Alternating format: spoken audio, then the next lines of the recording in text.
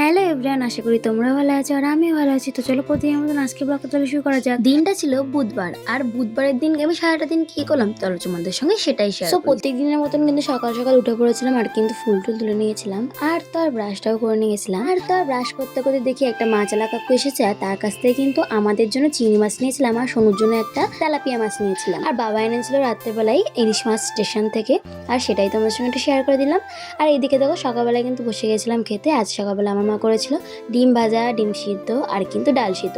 এটা দিয়ে কিন্তু সকালবেলা খাওয়া দাওয়া কমপ্লিট হয়ে গিয়েছিল। আর তারপরে কিন্তু রেডি হয়ে নিয়েছিলাম। অনেকদিন আইব্রোটা ফ্ল্যাপ করা হয় না, সে দাদার বিয়ের সময় লাস্ট করেছিলাম, তার জন্য কিন্তু আজকে গিয়েছিলাম একটু আইব্রোটা ফ্ল্যাপ করতে। আর তো তাড়াতাড়ি বাড়িতে চলে এসেছিলাম, কারণ আজকে দুপুরের রান্নাটা কিন্তু আমি করব। বাড়িতে চলে এসে কিন্তু জামা প্যান্ট চেঞ্জ করে তারপরে কিন্তু আমি সমস্ত রকম সবজিগুলো আগে কেটে নিয়েছিলাম, আর তো রান্নাটাও কিন্তু বসিয়ে দিয়েছিলাম। আর আজকে দুপুরবেলা আমি করব সাদা ভাত, আর কিন্তু আলু আর পটল ভাজা, আর কিন্তু চিংড়ি মাছ দিয়ে পটল চিংড়ি করব, আর করব সরষে ইলিশ, যেটা আমার খুবই পছন্দ। তোমাদের কার কার ইলিশ মাছ পছন্দ আমাকে কিন্তু অবশ্যই কমেন্ট করে জানিও। জানো তো বেশ কয়েকদিন ধরে আমার খুব ইলিশ মাছ খেতে ইচ্ছে করছিল, তার জন্য কিন্তু বাবা স্টেশন থেকে দুটো আমার জন্য ইলিশ মাছ এনেছিল। তার মধ্যে থেকে কিন্তু আজকে হাফ রান্না করেছি আর হাফ কিন্তু কার রান্না করব। তো এই জায়গায় একটু তোমাদের আমি বললাম না যে আমার বেশ কয়েকদিন ধরে ইলিশ মাছ খেতে ইচ্ছে করছিল।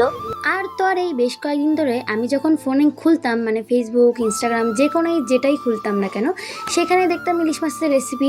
আর সত্যি কথা বলতে আমার মাথাটা খুবই গরম হয়ে যেত। আর আমার মতন কি তোমাদের সঙ্গেও এরকম হয়? ধরো যেটা খেতে ইচ্ছে করে সেটাই বাবার ফোনে আসে।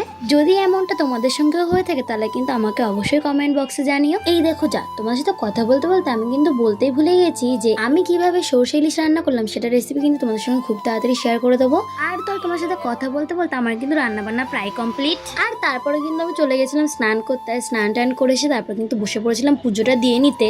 আর তো তোমার সাথে কথা বলতে বলতে আমার কিন্তু পুজোটা দেওয়া হয়ে যায়, আর তারপর কিন্তু আমি বসে পড়ি খেতে। আর তো সত্যি কথা বলতে সরষে ইলিশটা যে খেতে হয়েছিল না, একদম চুমুক। যাই হোক, আজকের মতন আমার ভিডিওটা এই পর্যন্ত। ভালো কিন্তু অবশ্যই আমাকে জানিও। আর আজকের মধ্যে আমি তাহলে আসি, টাটা, বাই।